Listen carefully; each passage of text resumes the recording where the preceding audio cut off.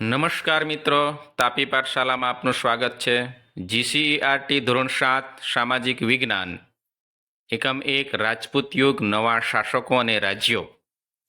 આ એકમમાં આવતા દક્ષિણ ભારતના રાજ્યો, એમાં એમસીક્યુ પ્રશ્નો તથા એક જવાબવાળા પ્રશ્નોની ચર્ચા કરીશું.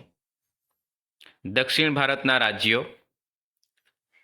પ્રશ્ન 1, ચાલુક્ય વંશનો પ્રથમ રાજા કોણ હતો? જવાબ આવશે રાજા જયસિંહ.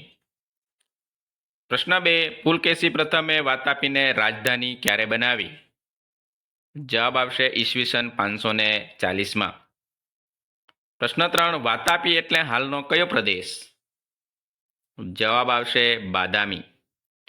આ બાદામી પ્રદેશ હાલ કર્ણાટક રાજ્યમાં આવેલ છે. પ્રશ્ન 4, કીર્તિવર્મન, પુલકેશી પ્રથમ, પુલકેશી બીજો કયા વંશના શાસકો હતા? જવાબ આવશે ચાલુક્ય વંશના. અહીંયા કૌંસમાં વાતાપીના ચાલુક્ય એવું લખવામાં આવ્યું છે, એટલા માટે ચાલુક્ય વંશ 3 શાખામાં વિભાજિત હતું.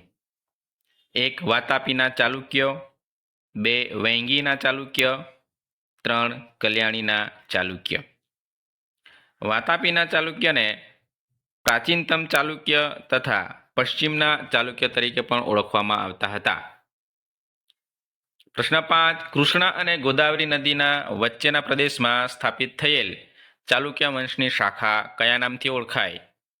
જવાબ આવશે વેંગીના ચાલુક્ય તરીકે ઓળખાય. પ્રશ્ન 6, વેંગીના ચાલુક્ય વંશના સ્થાપક કોણ હતા? જવાબ આવશે વિષ્ણુવર્ધન. પ્રશ્ન 7, રાષ્ટ્રકૂટ વંશનો પ્રથમ રાજા કોણ હતો? જવાબ આવશે ઇન્દ્ર પ્રથમ. પ્રશ્ન 8, રાષ્ટ્રકૂટ વંશમાં સૌથી શક્તિશાળી શાસક કોણ હતો? જવાબ આવશે ગોવિંદ ત્રીજો. રાષ્ટ્રકૂટો મૂળ રટ જાતિના હતા. સમય જતાં તેઓ રટકૂટ તરીકે ઓળખાયા અને પાછળથી તેનું સંસ્કૃત નામ રાષ્ટ્રકૂટો એવું થયું. પ્રશ્ન 9, દ્વાર સમુદ્રમાં કયા વંશનું શાસન હતું? જવાબ આવશે હોયસલ વંશનું શાસન હતું. પ્રશ્ન 10, દેવગીરીમાં કયા વંશનું શાસન હતું? જવાબ આવશે યાદવોનું. પ્રશ્ન 11, દેવગીરી એટલે હાલનો કયો પ્રદેશ? જવાબ આવશે દૌલતાબાદ. પ્રશ્ન 12, પલ્લવ વંશની સ્થાપના કોણે કરી હતી? જવાબ આવશે બપ્પદેવે કરી હતી. પ્રશ્ન 13, પલ્લવ વંશની રાજધાની ક્યાં હતી? જવાબ આવશે કાંચીપુરમમાં. પ્રશ્ન 14, મહેન્દ્રવર્મન પ્રથમ, નરસિંહવર્મન પ્રથમ અને નરસિંહવર્મન બીજો કયા વંશના શાસકો હતા? જવાબ આવશે પલ્લવ વંશના શાસકો હતા. પ્રશ્ન 15, તાંજોર, ત્રિચિનાપલ્લી અને પુદુકોટ્ટઈ જ્યાં આવેલ છે ત્યાં મધ્યકાળમાં કોનું રાજ્ય હતું? જવાબ આવશે ચોલ વંશનું. પ્રશ્ન 16, રાજરાજ પ્રથમ, રાજાધિરાજ પ્રથમ અને રાજેન્દ્ર પ્રથમ કયા વંશના મહત્વના શાસકો હતા? જવાબ આવશે ચોલ વંશના. પ્રશ્ન 17, ચેરનું બીજું નામ શું હતું? જવાબ આવશે કેરળ અથવા મલયાલમ. કેરળ ભારતની પશ્ચિમે અરબી સમુદ્રના કાંઠા પર આવેલું દક્ષિણ ભારતનું રાજ્ય છે. કેરળનું પાટનગર તિરુવનંતપુરમ છે. ચેર વંશનો પ્રથમ શાસક કોણ હતો? જવાબ આવશે અયન. પ્રશ્ન 19, ચેર વંશના શાસકોમાં સર્વશ્રેષ્ઠ શાસક કયો હતો? જવાબ આવશે સેતુંગવન. રાજપૂત યુગની શાસન વ્યવસ્થા. પ્રશ્ન 1, રાજપૂત યુગમાં રાજાનું પદ કેવું હતું? જવાબ આવશે વંશ પરંપરાગત હતું. પ્રશ્ન 2, રાજપૂત યુગની શાસન વ્યવસ્થામાં મંત્રીઓના કેટલા પ્રકાર હતા? જવાબ આવશે 2 પ્રકાર હતા. પ્રશ્ન 3, રાજપૂત યુગની શાસન વ્યવસ્થામાં મંત્રીઓના 2 પ્રકાર કયા કયા હતા? તો જવાબ આવશે અમાત્ય અને સચિવો. પ્રશ્ન 4, રાજપૂત યુગની શાસન વ્યવસ્થામાં મંત્રણા અને રાજનીતિ કરવાનું કાર્ય કોનું હતું? જવાબ આવશે અમાત્યનું. પ્રશ્ન 5 રાજપૂત યુગની શાસન વ્યવસ્થામાં લડાઈ તથા સુલેહનું કાર્ય કોનું હતું? જવાબ આવશે સચિવોનું. પ્રશ્ન 6 રાજપૂત યુગની શાસન વ્યવસ્થામાં દરેક પ્રકારની નીતિઓનો અંતિમ નિર્ણય કોણ કરતો હતો? જવાબ આવશે રાજા. પ્રશ્ન 7 રાજપૂત યુગની શાસન વ્યવસ્થામાં નગરની સભાનો વડો શું કહેવાતો? જવાબ આવશે નગરપતિ. પ્રશ્ન 8 રાજપૂત યુગમાં કઈ સંસ્થાઓનું મહત્વ વિશેષ હતું? જવાબ આવશે ગ્રામીણ સંસ્થાઓનું. પ્રશ્ન 9 ગ્રામ પંચાયતના વડાને શું કહેવામાં આવતું હતું? જવાબ આવશે મુખી અથવા સરપંચ.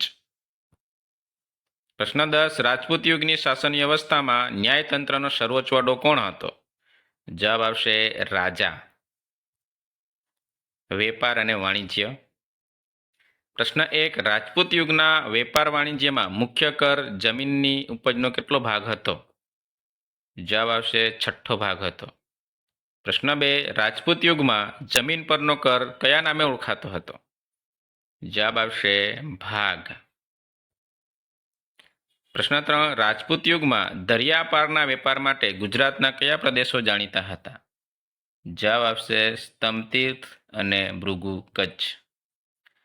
પ્રશ્ન 4 સ્તંભતીર્થ એટલે હાલનો કયો પ્રદેશ? જવાબ આવશે ખંભાત પ્રદેશ.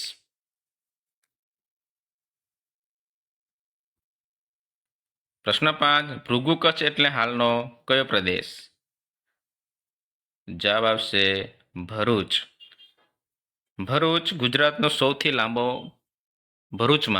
ગુજરાતનો સૌથી લાંબો પુલ ગોલ્ડન બ્રિજ આવેલ છે, જેની લંબાઈ 1430 મીટર જેટલી છે. આ પુલ અંગ્રેજોના સમયમાં 1881માં બનાવવામાં આવ્યો હતો. ભારત પર વિદેશી આક્રમણો. પ્રશ્ન 1 8મી સદીમાં અરબ રાજ્ય સત્તાનો વિસ્તાર કરવાના હેતુથી ભારતના ઉત્તર પશ્ચિમ ભાગ પર કોણે આક્રમણ કર્યું? જવાબ આવશે મુહમ્મદ ઇબ્ન કાસિમે. પ્રશ્ન 2 ભારતમાં રાજ્ય સત્તા સ્થાપવા વાયવ્ય ખૂણામાંથી કોણે આક્રમણ કર્યું હતું? જવાબ આવશે સબુકતેગીને. પ્રશ્ન 3 મોહમ્મદ ગઝનીની ભારત પર ચઢાઈનું મુખ્ય કારણ શું હતું? જવાબ આવશે ભારતની અઢળક સંપત્તિ. પ્રશ્ન 4 સોમનાથ પર કયા વિદેશી શાસકે આક્રમણ કર્યું હતું? જવાબ આવશે મોહમ્મદ ગઝનીએ. પ્રશ્ન 5 મોહમ્મદ ગઝનીએ સોમનાથ પર ક્યારે આક્રમણ કર્યું હતું? જવાબ આવશે ઈસવીસન 1026માં.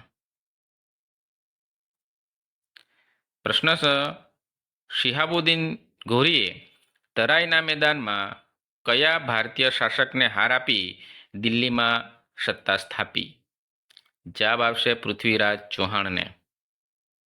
અસ્તુ. તાપી પાઠશાલાને સબસ્ક્રાઈબ કરો અને બેલ આઇકનને પ્રેસ કરો, જેથી તમને આવા વિડીયો વહેલી તકે મળતા રહે. Thank you.